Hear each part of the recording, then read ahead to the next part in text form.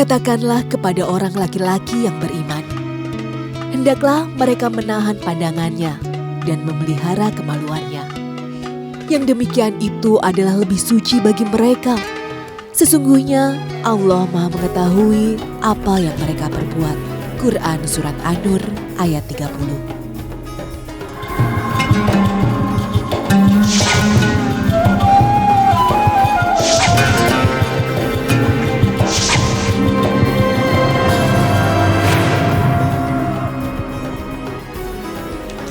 Assalamualaikum warahmatullahi wabarakatuh. Selamat pagi pemirsa Tawakal yang dirahmati Allah Subhanahu wa Ta'ala. Senang sekali saya Farid Hasan kembali menjumpai Anda dan pemirsa di studio. Alhamdulillah sudah bersama kami Bapak Ustadz Muhammad Ziyad. Assalamualaikum Pak Ustadz. Waalaikumsalam warahmatullahi wabarakatuh. Ya, terima kasih Pak Ustadz. Gimana kabar, sehat? Alhamdulillah sehat Mas Farid. Syukur Alhamdulillah. Selain Ustadz Muhammad Ziyad juga sudah hadir bersama kami seorang narasumber bernama Mbak Salma. Assalamualaikum Mbak Salma. Waalaikumsalam. Oke, Mbak Salma, langsung aja nih ya, Mbak Salma datang ke Tawakal ingin bercerita mengenai masalah yang ada di kehidupan Mbak Salma ya. Boleh diceritakan langsung ke kita. Jadi waktu itu saya pacaran sama pacar saya itu dari semenjak saya sekolah. Nah, dari situ saya punya ketertarikan sama pacar saya. Akhirnya kami pacaran sampai kami berhubungan. Sebentar, berhubungan maksudnya? Berhubungan badan. Berhubungan badan, ya Allah. Oke, terus kemudian? Sampai akhirnya di situ saya sempat ketahuan jalan sama teman saya, selingkuhan gitu, ketahuan sama pacar saya.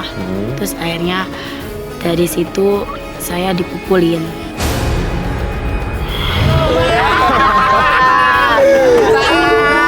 Ini rompinya bagus juga nih. Bro, lu kayak si Salma ada bro. Ah, mana? Lu, kayak cewek lu. Wah, iya tuh. Nah, lu ntar pulang. Ya, sabar. Lu jangan emosi dulu. Jangan emosi dulu. Minggir. Stop. Turun. Oh, berarti kamu gini ya di belakang saya? Enggak, ini nggak seperti yang kamu lihat. Ah, bohong. Enggak mas, ini cuma teman aja. Aku lihat tadi kamu mesra-mesraan di sana ya? Mas dengerin aku dulu dong, ini cuma teman. Bohong, kamu sini. Enggak mas. Sini. Dasar perempuan kasar. Lu jangan kasar dong sama cewek. Terserah gue, dia cewek gue. Pakai otak. Apa lu? Lu juga ya, berani jalan sama pacar gue ya? Mau lu apa? Berani lu bisa. Udah, semua sama aja. Mau pulang? Pulang. Ayo, pulang. Lo semua sama aja. Minggir lo. Banyak ngomong lo. Oke, Pak Ustadz, ini Mbak Salma kalau menurut saya sudah kelewat dalam membina hubungan pacaran dengan pacarnya. Dia sudah melakukan hubungan suami istri, kemudian ditambah lagi Mbak Salma ini mengkhianati cinta pacarnya nih Pak Ustadz. Kalau kita buka referensi Al-Quran dan hadis, sesungguhnya nggak ada konsep pacaran, nggak ada. Dalam Islam nggak ada konsep pacaran. Yang ada itu adalah ta'aruf, saling berkenalan. Apa tujuan berkenalan? Tujuannya adalah untuk mengenal karakter masing-masing.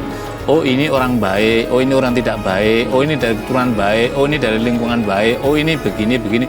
Saling memunculkan perkenalan itu saja. Tetapi praktek yang sekarang, orang pacaran itu kan tidak sekedar orang mengenal saja, tetapi kan berpegangan tangan, berboncengan, kemudian dan lain-lainnya. Apalagi kasus Mbak Salma tadi tidak sekedar pacaran dalam makna yang tadi dalam rambu-rambu tadi, tapi sudah melampaui batas apa yang itu adalah selainnya dilakukan untuk hubungan suami istri yang ikatan pernikahan. Jadi tentu pacaran yang semacam itu bukan hanya dilarang tetapi sangat diharamkan. Karena sudah melanggar ketentuan. Dan perkenalan pacaran pun sesungguhnya dalam Islam itu ya harus ada masing-masing orang tuanya. Jadi nggak boleh duduk berdua tanpa diketahui. Supaya apa? Supaya yang ketiganya itu adalah setan. Makanya hadis Nabi itu kan menjelaskan la yakhluwannar rajulu bi imra'atin illa ma'adhi mahramin. Tidak dihalalkan orang berdua-duaan di tempat yang sepi maupun ramai tanpa ada mahram di sana.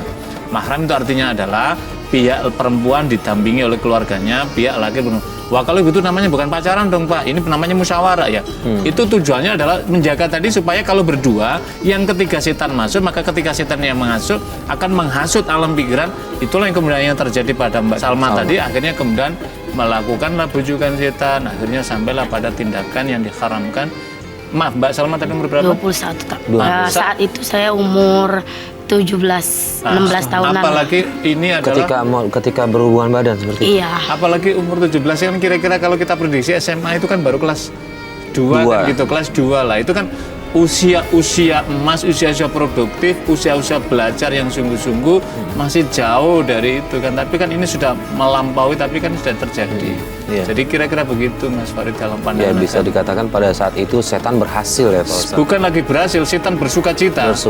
Iya, karena mangsanya ini didapatkan. Jadi begitu masuk berdua, inilah makanya yang dikhawatirkan ketika sudah berduaan, apalagi masih usia seperti itu, syahwatnya yang muncul, setan masuk, hilanglah kendali agama. Makanya dalam hadis Nabi mengatakan tidak beriman ketika orang zani sedang melakukan berzina.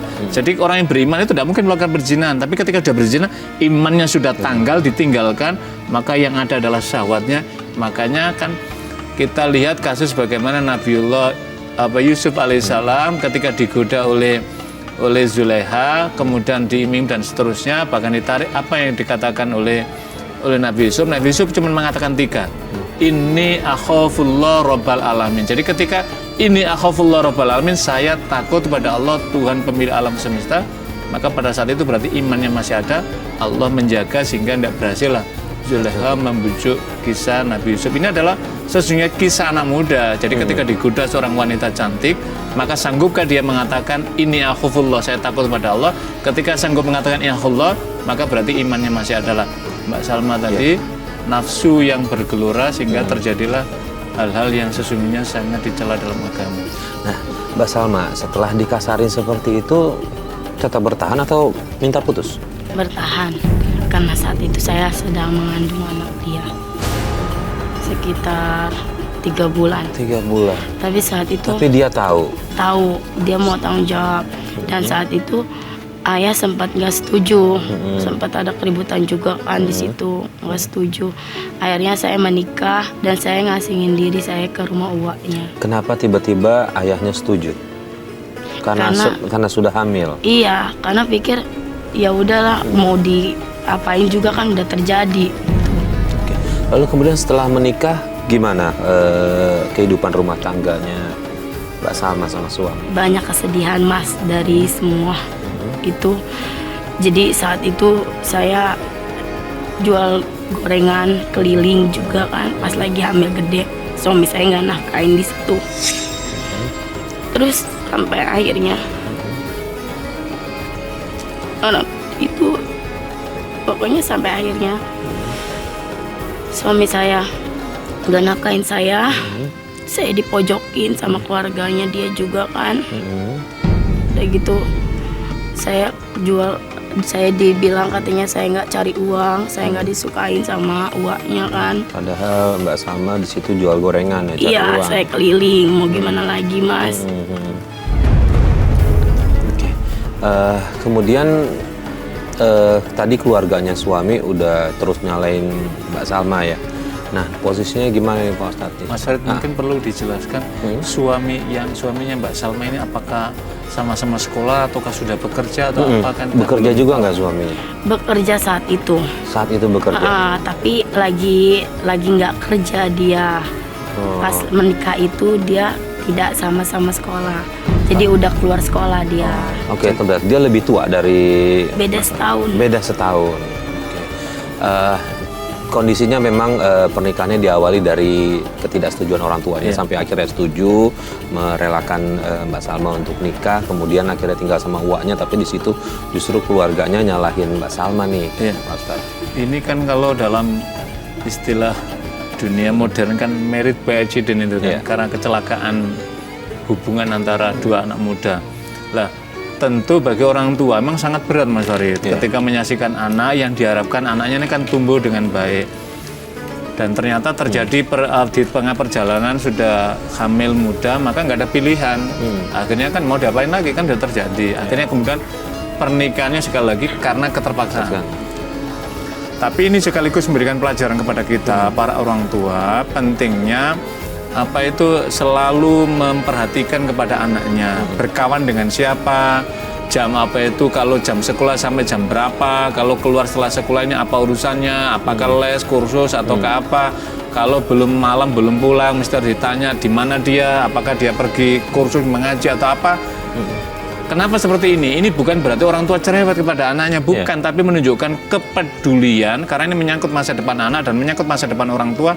Kelak karena anak ini adalah investasi termahal bagi seorang tua. Kasus Mbak Salma tadi kita beristighfar, Mas Farid, karena di usia yang masih muda kemudian hamil lah, ini kan sudah menjadi persoalan ini, tidak ada kesiapan, maka kemudian ekonominya juga belum sama sekali, akhirnya tadi morat marit kan, akhirnya uzdilah lah mengasingkan diri di tempat uaknya dari pihak suamian, dan kemudian akhirnya lah nggak ada nafkah lahir dari material, ya akhirnya kemudian muncul tadi lah. Ini saya kira kenapa kalau kita merujuk persyaratan Kementerian Agama misalkan, ini bagian juga penting materi ini. Kenapa ada syarat umur misalkan bagi laki-laki, bagi perempuan berapa?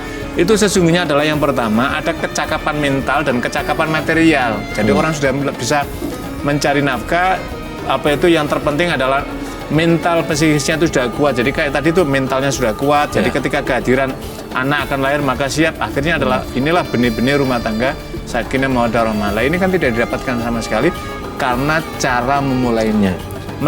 Suami itu kan mencari begini, suami atau istri kan mencari dapatnya di mana, dalam keadaan seperti apa, dan bagaimana mendapatkannya. Kalau ini prosesnya sesuai dengan cara-cara Islam, maka insya Allah rumah tangga itu akan menjadi baik. Tapi kalau ini kan sudah mengawalinya tadi, ini memberi pelajaran Mbak Salma, para pemirsa, supaya ini tidak terjadi diulang di tempat yang lain. Jadi akhirnya kayak tadi mestinya kan tanggung jawabnya pada suami. Jadi ketika sudah berbuat itu harus bertanggung jawab, dan ketika sudah menikah ya bertanggung jawab untuk memberikan nafkah. Tetapi kan karena suaminya tidak bisa memberikan nafkah, akibatnya kan terjadi diambil alih Mbak Salma yang masih usia sangat muda dengan hamil tadi, kemudian jualan ke sana kemari.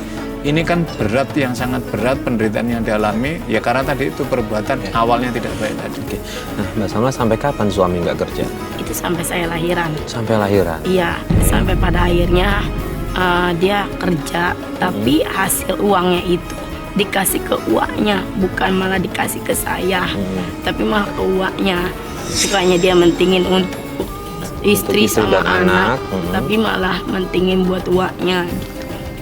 Saat ini dia berpikir untuk keluarganya, untuk di mana dia tempat tinggalnya, tapi dia melalaikan, dia tidak memberikan nafkah ke istri dan anak-anak dan anak ini, Pak Ustaz. Mungkin begini Mas Farid, mungkin tadi di mata suaminya karena istrinya Salma ini kan Mbak Salma dititipkan di uangnya, jadi menurut perasaan dia, saya menangkap ini, mungkin dikasihkan nama uangnya dengan harapan uangnya akan membagi, kan kira-kira begitu ya. Ngomong begitu nggak suami? Enggak. Ya tentu kalau semacam ini suami yang tidak dibetulkan, harusnya memberikan nafkah itu ya kepada istri, dan karena ada tanggungan istri dan anaknya tadi itu, tetapi kan ini tidak didapatkan, berarti kan komunikasinya tidak baik. Mestinya ketika menyampaikan ke uangnya, wah ini saya kasih duit, ini kebutuhan untuk Salma di sini, kan gitu kan, mungkin difahaminya tinggal di rumah uangnya, nggak enak juga ngasih tidak uangnya. Jadi ada dua mispersepsi, persepsi daripada Mbak Salma sebagai istri dan kemudian suaminya yang harusnya bertanggung jawab untuk memberikan nafkah lahir terutama dan batin yang sudah terjadi tadi. Nah, mengetahui itu kemudian Mbak Salma reaksinya apa? Saya pulang karena saya udah capek. Saya pulang ke rumah orang tua. Pulang ke rumah orang tua. Suami tahu Mbak Salma pulang ke rumah orang tua? Tahu. Dia nggak nahan Mbak Salma untuk nggak pulang? Enggak. Dibiarkan begitu aja? Iya, dia ngebiarin gitu aja, bener-bener cuek. Sampai akhirnya anak saya sakit. Sampai anak sakit, Itu dia buang air. Saya minta uang ke dia. Saya telepon dia, saya WA dia, gak ada respon sama sekali. Sampai akhirnya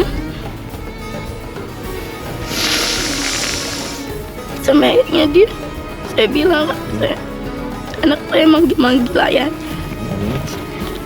Sampai akhirnya di situ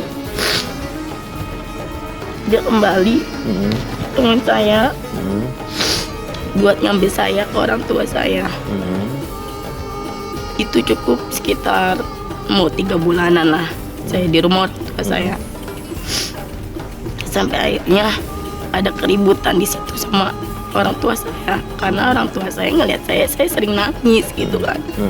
Saya mau nggak mau saya kembali lagi sama dia, karena saya ngelihat anak saya udah sering manggil ayah. Jadi Mbak Salma memutuskan kembali lagi ikut Dan di suami. situ ada perjanjian. Assalamualaikum. Salma. Waalaikumsalam. Mas Ayo kita Abdul, pulang. Aku kesini jemput kamu sama anak kita. Aku akan berusaha menjadi yang lebih baik, membahagiakan kamu sama anak kita. Salma? Iya. Ada siapa sih? Kamu lagi, mau ngapain kamu kesini? Berani-beraninya kesini lagi ya? Saya mau jemput anak sama istri saya, Pak. Saya berjanji akan membahagiakan dia, Pak. Hah? Mau jemput? Selama ini kamu kemana? Kamu tahu nggak? Kamu pernah nafkahin dia nggak? Sementara anak kamu sakit, mana kamu nengokin? Saya minta maaf, Pak. Saya akan berusaha membahagiakan dia sekarang, Pak. Udah pergi sana kamu, pergi! Ada apa sih nih? Ini Bu, Kamu ngapain lagi kamu kesini? Maafin saya, Bu. Saya janji saya akan berubah. Saya akan membahagiakan anak sama istri saya, Bu. Pak, janji-janji, nggak ada janji-janji. Udah pergi kamu, pergi! Salma masuk, Bu, bawa dia masuk Bu. ayah. Sama mohon ya, beri Mas Abdul kesempatan. Salma, kamu ngapain sih bela-belain suami kayak gini? Nggak ada guna nih suami kayak gini. Ayah, sama mohon ya, Mas Abdul udah jauh-jauh datang sini. Beri Mas Abdul kesempatan ya. Udah Pak, kasih kesempatan. Mana tahu setelah kejadian ini dia akan berubah Pak. Ya udahlah, kali ini saya sama ibu beri kamu kesempatan. Tapi ingat, kamu harus janji untuk membahagiakan anak dan cucu saya. Iya, saya janji, Pak. Saya akan berubah. Saya akan bahagiain anak sama istri saya. Satu lagi, kalau sampai kamu ngecewain harapan saya nggak segan-segan untuk memisahkan kalian. Ingat itu.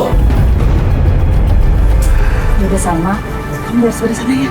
Iya Bu, ayo. Ya udah, masuk kamu. Terima kasih, Pak. Oke, Pak Ustadz, suaminya udah dikasih kesempatan nih oleh orang tuanya dan juga Mbak Salma sudah membuka hati kembali untuk kembali ikut suaminya. Tapi ternyata di situ Mbak Salma menemukan bahwa menduga suaminya selingkuh dan juga tetap berlaku kasar nggak? Masih Iya, tetap dia tetap masih berlaku kasar sama saya. Kasarnya itu ucapan Kasar atau ucapan perbuatan, atau fisik? misalkan Dia fisik. Fisik Sampai juga? waktu itu dia pernah mau nyekek saya. Itu di situ. Nah, udah gitu. gara-gara apa? Itu gara-gara Tanya si cewek itu siapa atau Iya. tanya soal perselingkuhannya? Iya, nah udah gitu akhirnya saya juga sempat kan saya sakit juga di situ, suami nggak pulang juga. Nah akhirnya di situ saya ada teman lama saya gitu kan, ketemu sama teman lama saya cerita sama dia, akhirnya saya ketahuan sama Uwa dari suami saya itu kan. Udah gitu saya dipanggil sama Keluarga besarnya? dikumpulin gitu kan. Akhirnya udah gitu saya bukannya malah dibelain, tapi malah saya dipojokin sama suami saya. Sampai akhirnya di situ saya dipulangin sama mereka ke orang tua saya. Dipulangin ke orang tua. Oke. Iya. Waktu curhat sama temennya laki-laki atau perempuan? Laki-laki. Laki-laki. Oke, Pak Ustadz ada keluarganya menyidang dia, kemudian langsung menuduh kalau dia ada apa-apa di luar, tidak patuh sama suaminya, sampai akhirnya dia dipulangkan. Nih posisinya adalah mungkin Mbak Salma merasa dirugikan di situ ya. Iya. Oke, gimana nih Pak Ustadz? Pelajaran untuk kita semua, awal yang tidak baik maka nanti berakhirnya juga akan mengikutinya. Kecuali awal yang tidak baik kemudian ditaubati, dibangun kebersamaan, nilai-nilai agama ditumbuhkan, maka insya Allah Allah akan memaafkan taubat ini, maka kemudian Allah akan membimbingnya. Nah tadi tidak cerita Mbak Salma bagaimana kehidupan keagamaan di rumah. Jadi mestinya ketika kasus yang pertama tadi sudah terjadi, ini sudah khilaf besar, masing-masing dosa besar ini sudah ditaubati, kemudian nuansa keagamaan ditumbuhkan oleh dua orang ini, jadi bertaubat kepada Allah karena sudah melanggar ketentuannya dengan cara tadi, maka ditobatinya. Tetapi kan tidak terjadi. Kemudian akhirnya kan memunculkanlah saling suudon. Mbak Salma menyatakan bahwa suaminya melakukan perselingkuhan, yang sana mempersepsikan yang sama juga. Maka kemudian ketika posisi masing-masing persepsikan begini, mesti harus dua keluarga dipanggil. Keluarga Mbak Salma, keluarga dari laki-laki menyampaikan untuk mencari titik temu dan jalan keluarnya. Tidak dibolehkan kemudian Mbak Salma dibadilkan di keluarganya laki-laki, kemudian keluarganya mensidangkan, akhirnya kemudian yang terjadi semacam tadi. Kemudian akhirnya Mbak Salma kembalikan lagi. Nah, inilah ketika para pemirsa, ketika ada konflik keluar rumah tangga dan tidak bisa diselesaikan oleh suami istri, maka hakimnya itu adalah dua keluarga. Keluarga perempuan, keluarga laki-laki untuk bersidang mencari titik temu, tujuannya adalah untuk kemaslahatan bersama. Kalau masih bisa dibina, diluruskan, ini ada tujuannya. Dan tidak boleh ada melakukan tadi itu keputusan sepihak. Yang kedua, tidak boleh suami dengan mudah melakukan KDRT, kekerasan dalam rumah tangga. Sering kita menjumpai kekerasan dalam rumah tangga itu yang paling menderita itu adalah kaum perempuan, adalah para istrinya. Tentu ini tidak dibolehkan. Apalagi tadi itu tanggung jawab seorang laki-laki, suami, dari nafkah lahirnya tidak terpenuhi sama sekali. Kemudian apalagi kemudian sudah ada unsur bermain wanita lagi, berselingkuhan. Tentu inilah yang kemudian memicu ketegangan dan sekaligus inilah yang akan memutus tali pintu rahmat Allah akan dikucurkan. Akhirnya apa? Panas kehidupan rumah tangga. Dan berikutnya lagi, suami tadi itu kan apa ya? Karena nafsunya yang bergelora sehingga emosinya kemudian akhirnya memunculkan tangannya ringan memukul istrinya, tidak sepatutnya itu dilakukan. Iya. Nah, Mbak Salma setelah dipulangkan nih, kemudian apakah suami ada menghubungi Mbak Salma? Iya, dia balik lagi, ngambil saya lagi dengan janji manisnya dia. Dan lagi-lagi orang tua kerayu lagi? Iya. Orang tua merelakan lagi? Akhirnya saya balik lagi sama dia, ketahuan lagi dia selingkuh, video callan sama cewek. Saya tanya itu siapa, dia nggak jawab. Sampai akhirnya di situ sempat saya dicekek sama dia dan saya disuruh berhubungan badan di depan anak saya. Iya sayang, tenang aja, aku lagi banyak duit nih. Nanti kita jalan-jalan, kita shopping. Kamu makin cantik aja sih. Mas, kamu selingkuh? Kamu nggak tahu diri ya Mas ya? Kamu ini apa-apaan sih? Ini cuma teman lama aku. Temen? Kamu manggil-manggil saya, kamu bilang temen. Kamu nggak percaya? Ini teman lama aku. Baru kemarin kamu janji sama bapak, sekarang kamu ulangin lagi kesalahan kamu, Mas. Kamu berani ya sama aku? Mas, kamu mau ngapain? Udah, diam aja. Bagus kamu layanin aku aja. Udah. Kalau menurut saya jauh dari nilai norma-norma yang baik nih seorang suami mengulangi lagi kembali perbuatannya, selingkuh lagi, dan kemudian yang lebih mengagetkan lagi adalah memaksa untuk berhubungan badan tapi di depan anaknya nih, ya Allah. Gimana nih? Ini tidak hanya melanggar syariat agama, keturunan agama, tapi ini juga sudah melampaui norma akal sehat. Orang tidak beragama sekalipun akan menjauhi hal semacam itu. Karena apa? Karena itu kalau itu dilakukan, maka akan memberikan contoh kepada anaknya. Makanya kan Nabi SAW itu kan selalu memberikan teladan kepada kita, memberikan contoh. Bahkan begini, apabila suami istri itu bertengkar saja, tidak dibolehkan terdengar oleh anaknya, apalagi terlihat oleh anaknya. Kenapa? Supaya anaknya secara psikis tidak menyaksikan bahwa ayah dan ibunya sedang bertengkar. Yang kedua, secara visualitas, supaya anak tidak pernah melihat dan kemudian tersimpan di dalam alam memori bawah sadar dia, kelak ketika anak ini dewasa akan diputar ulang pengalaman buruknya, sekali ayah dan ibunya, sekaligus juga akan diulang, dia ingin mencontoh apa yang terjadi pada ayah dan ibunya. Makanya Nabi SAW memberikan tip close, tutup di sini, selesaikan di kamar berdua. Yang kedua, memberikan bimbingan apabila ada suami istri itu marah, apa yang dilakukan oleh Nabi? Yang dilakukan adalah berdirilah, duduklah. Kalau sedang amarah itu sedang berdiri, duduklah. Kalau masih amarah, berbaringlah tidur. Kalau masih amarah, ambil air wudhu. Karena apa? amarah itu memunculnya adalah dari setan terbuat dari api hanya bisa dipadamkan oleh air, maka ambil air wudhu, tentu yang lebih baik adalah kemudian sholat. Kalau itu masih marah, berarti manusia ini sudah manusia keterlaluan. Yang ketiga, tadi kan sudah emosi, kemudian kekerasan, kemudian dia minta berhubungan dan seterusnya. Nah ini kan cara-cara yang tidak dibimbing oleh Islam, maka ini adalah tidak dibolehkan. Inilah saya kira benih-benih rumah tangga bukan rumah tangga penuh rahmat, tapi rumah tangga penuh murka Allah. Mbak Salma sudah berkali-kali disakitin, mohon maaf nggak ada terbersit untuk kata pisah. Dari suami udah nolak saya. Suami justru yang Iya, menolak. udah sering nolak. Berapa kali nolak?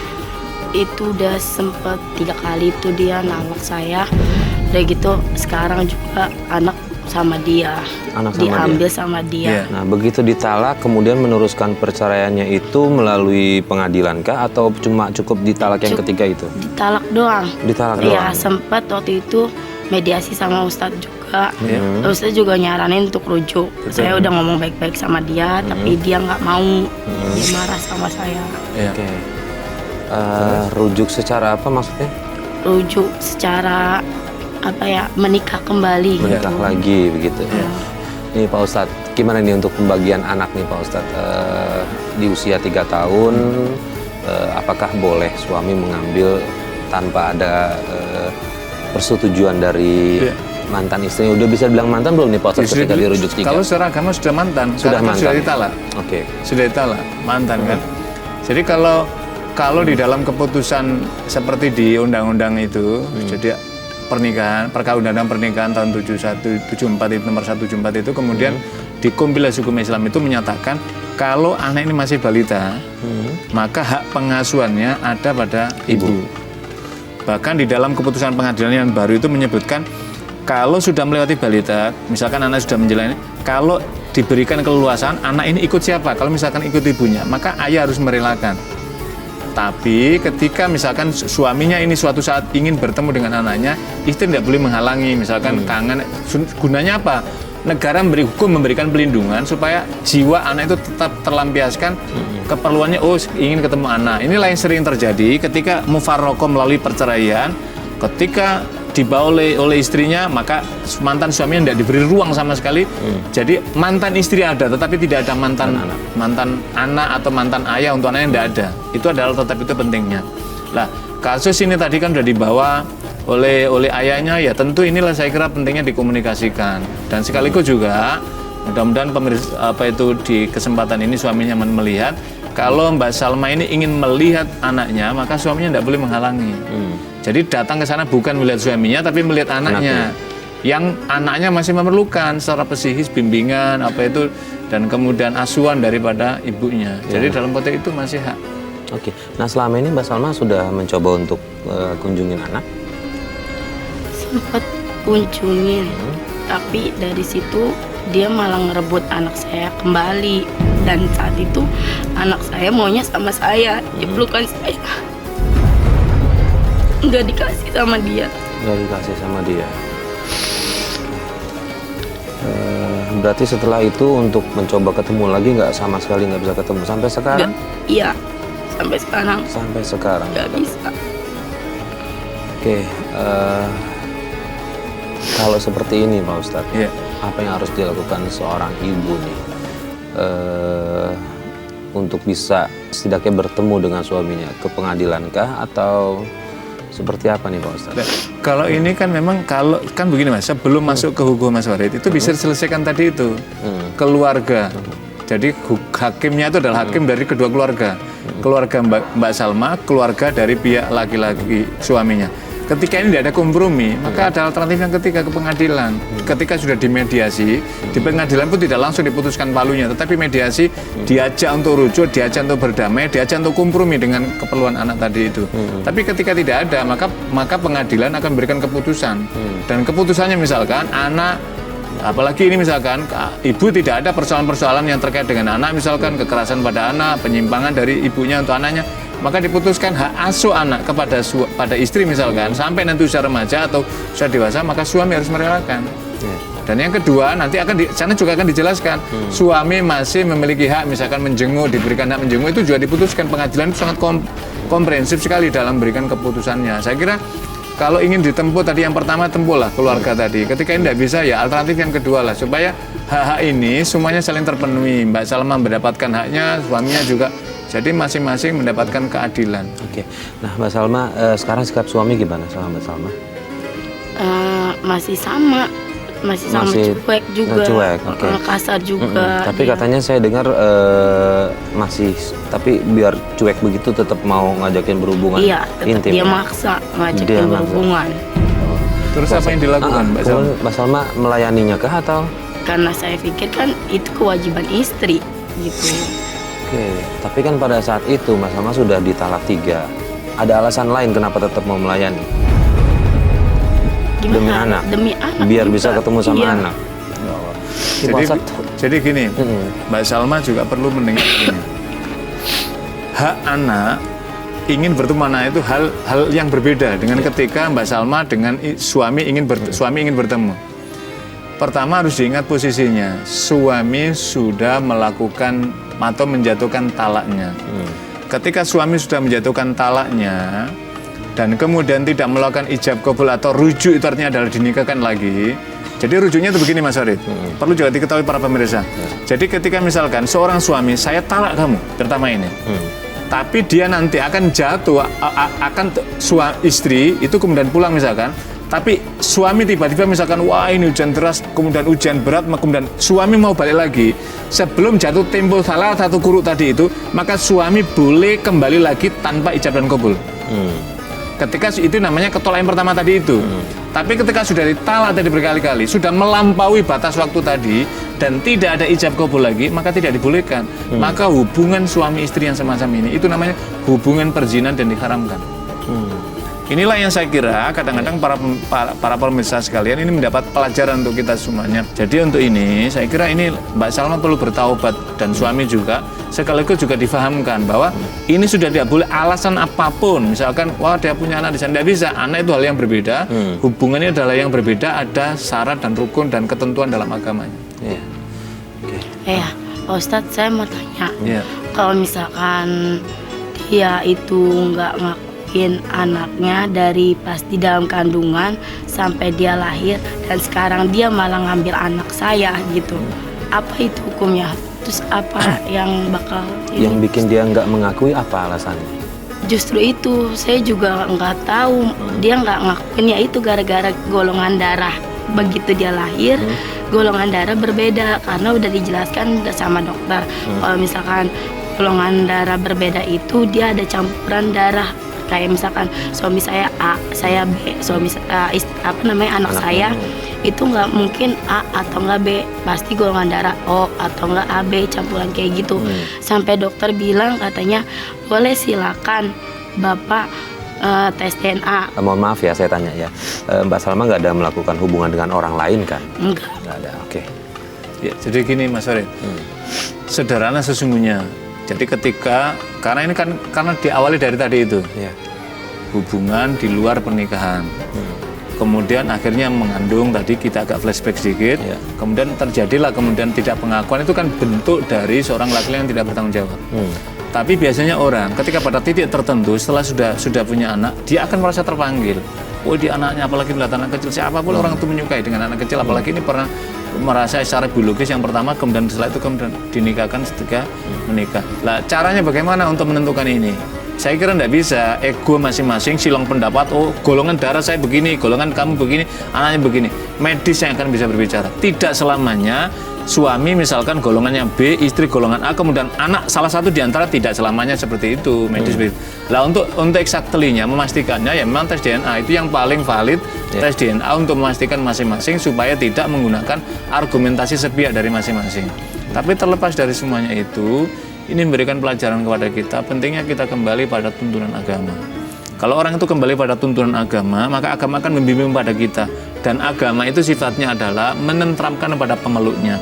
Ketika pemeluknya tidak merasa tentram dengan agama, berarti ada sesuatu dalam praktek keberagaman yang tidak sesuai dengan tuntunan agama. Jadi Mbak Salma dan tadi suaminya kalau mau misalkan kembali, rujuklah. Tapi kalau tidak mau, ya harus melalui keputusan pengadilan agama supaya diputuskan hak asuh anak dan dan berikut hak dari Mbak Salma atas suami atau suami kewajiban kepada anak dan mantan istrinya. Nah, Pak Ustadz, dari kasus yang dialami Mbak Salma ini kira-kira benang merahnya apa nih yang harus diambil dari pemirsa semuanya? Benang merahnya dari pelajaran untuk kita para pemirsa, terutama pada adik-adikku yang masih muda-mudi ini, dalam berpacaran kembalilah pada tuntunan agama. Sebab kalau pacaran itu dilampiaskan nafsu, maka kelak penyesalan-penyesalan yang akan terjadi, kasus demi kasus akan terjadi. Karena itu Islam hanya memberikan tuntunan, orang dibolehkan bertaaruf. Apa tujuan bertaaruf? Tujuan bertaaruf adalah saling mengenal antar masing-masing, tidak sampai mengenal secara biologis. Itu tidak dibolehkan dan itu adalah tindakan yang diharamkan.